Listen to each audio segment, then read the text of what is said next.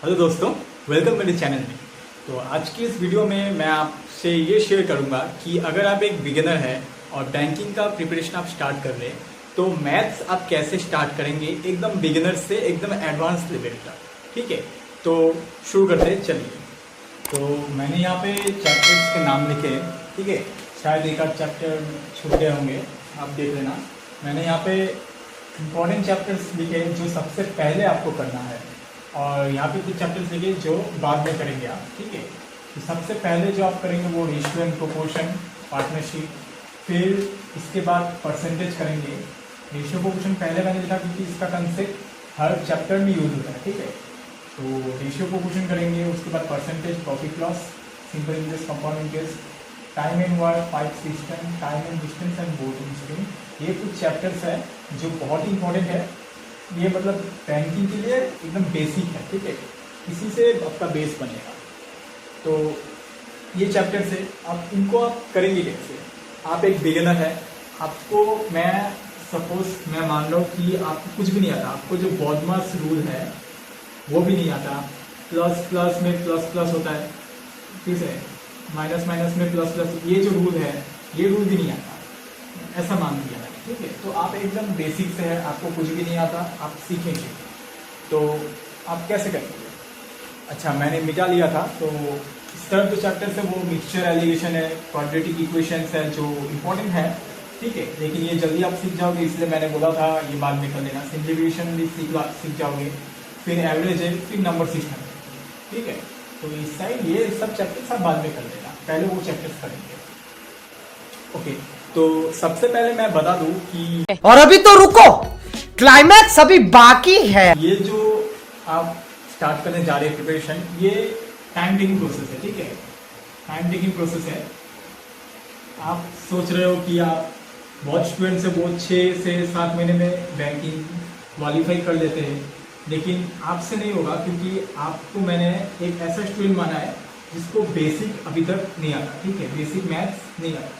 तो ऐसे स्टूडेंट अगर आपको, तो आपको टाइम लगेगा, और अगर टाइम लगेगा तो टाइम आप एक मान लो कि आपको टाइम लगेगा, और उस टाइम पीरियड में आपको करना है।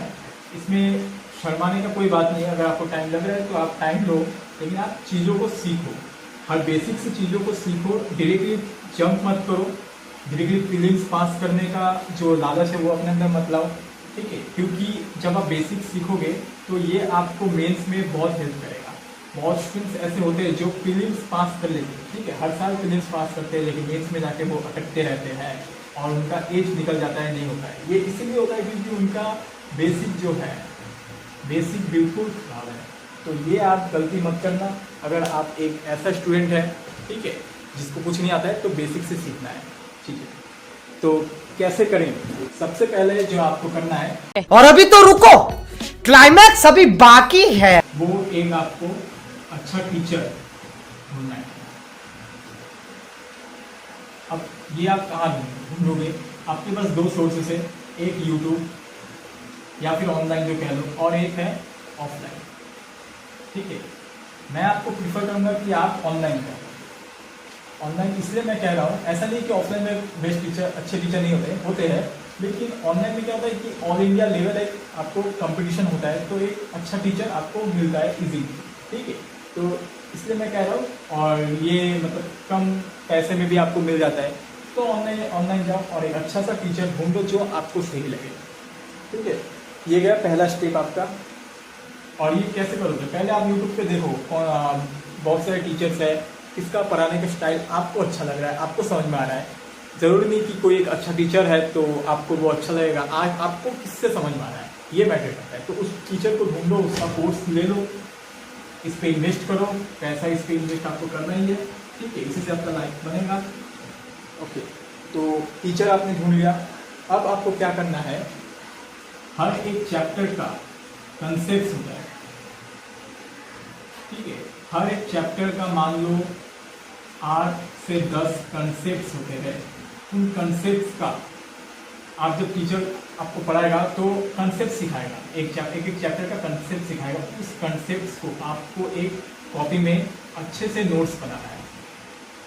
ये नोट्स बहुत ही इम्पोर्टेंट होंगे आपके लाइफ में, क्योंकि यही जो है, इसी से आपका हर चीज़ क्वालिफाई करेंगे। ये मतलब ये बेस, अगर एक बिल्डिंग बन रहा है तो उसके पिलर्स जो होते हैं वो उनका उसका मतलब मेन ताकत होता है। तो इसी तरह ये नोट्स आपका मेन ताकत होगा।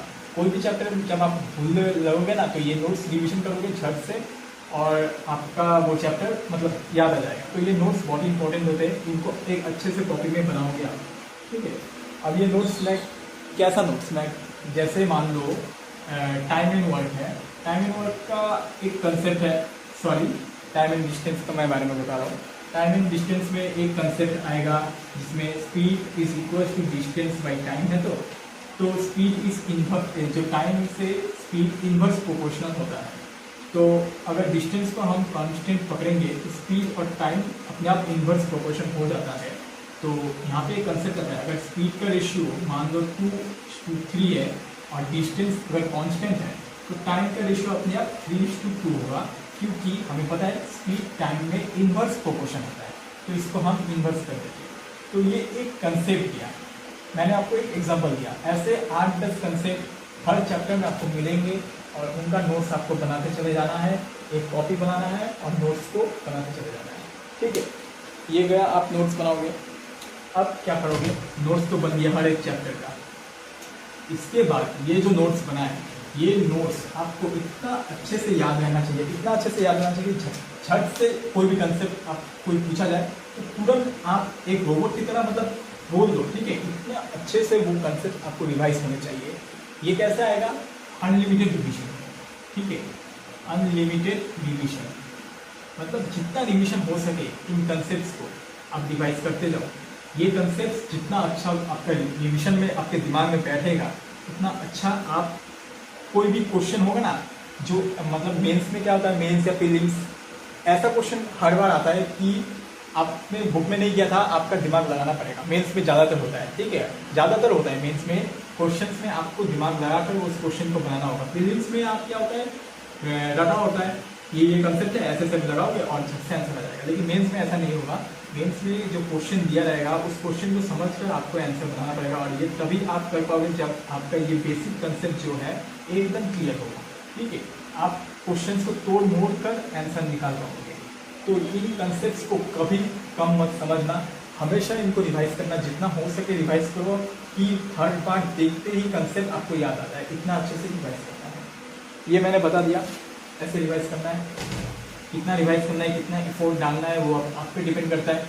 अगर आपको वो कंसेप्ट पहले से पता थे तो आप कम टाइम लगेगा, और अगर नहीं पता थे तो आपको बहुत ज़्यादा टाइम लगेगा। तो ज़्यादा टाइम लगेगा तो लीजिए ज़्यादा टाइम, ठीक है। ये रिविजन कर लिया आपने कंसेप्ट। अब आपको उठाना है प्रीवियस ईयर, कोई भी प्रीवियस ईयर बुक उठाओ और उसमें से उस चैप्टर जो है, जो चैप्टर का आपने कंसेप्ट, देखिए मैंने आपको जो चैप्टर्स बताए थे 9-10 चैप्टर, हर एक चैप्टर का जो कंसेप्ट वीडियो कंसेप्ट है, कंसेप्ट आपने पढ़ लिया। इसके बाद आप उठाओगे ये प्रीवियस ईयर, ठीक है। प्रीवियस ईयर कोई भी बुक उठा लो। मैं जब प्रिपरेशन कर रहा था तो मैं एसएससी के लिए कर रहा था, तो बैंक में मैं आ गया।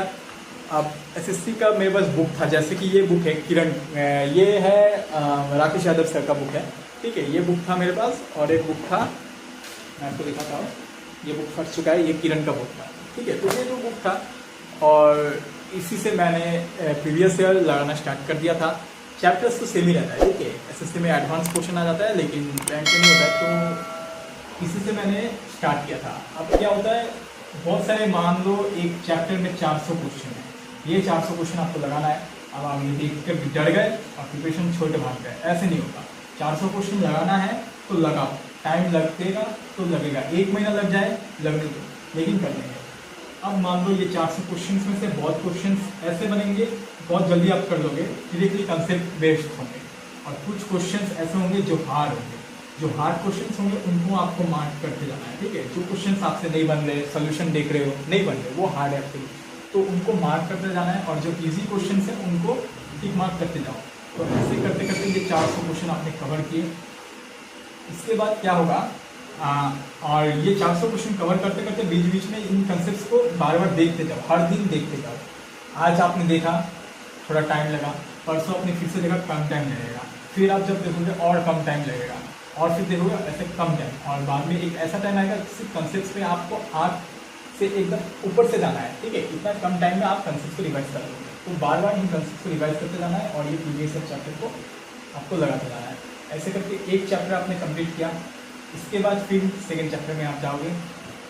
सेकेंड चैप्टर में भी आपको कंसेप्ट पहले करना है, उसके बाद जो प्रीवियस ईयर का क्वेश्चन है उनको लगाना है, हार्ड क्वेश्चंस को गोल करना है, मार्क करना है और इसी को लगाते जाना है, और बीच बीच में इस चैप्टर के भी कंसेप्ट को रिवाइज करते जाना है। फिर ऐसे थर्ड चैप्टर पे आओगे, लेकिन जब थर्ड चैप्टर या फोर्थ चैप्टर पे आओगे ना, तो देखोगे कि फर्स्ट चैप्टर का जो कंसेप्ट था वो आप भूल गए, तो फिर से आप इस फर्स्ट चैप्टर के कंसेप्ट को रिवाइज करो और साथ ही इस फर्स्ट चैप्टर के कुछ क्वेश्चंस को लगाओ जो हार्ड थे उनको लगा दो। तो इससे क्या होगा, जो फर्स्ट चैप्टर का जो कंसेप्ट था आपके दिमाग में वो फिर से ताज़ा हो जाएगा और वो चैप्टर मतलब फिर से आपको थोड़ा याद आ जाएगा, ठीक है। क्योंकि फोर्थ चैप्टर आते होते आपके पास शायद 2-3 महीना बीत चुका होगा, तो आप फर्स्ट चैप्टर भूल रहे होंगे, तो ऐसे करके फिर पहले वाले को रिवाइज करना है। ऐसे करते करते आपको सारे चैप्टर्स कवर करना है इसी पैटर्न में, ठीक है।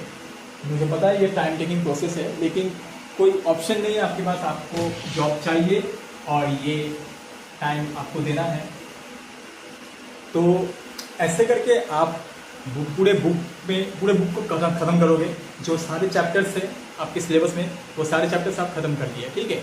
अब आप क्या करोगे, बुक पूरा खत्म हो चुका है आपके एक बार, लेकिन एक बार से काम नहीं चलेगा। आपको यहाँ पे इतना रिवाइज करना है, इतना प्रैक्टिस चाहिए आपको, क्वेश्चन देखते ही आप झटाक से उसको प्रूव करना है, आपको इतना स्पीड चाहिए बैंक में, ठीक है।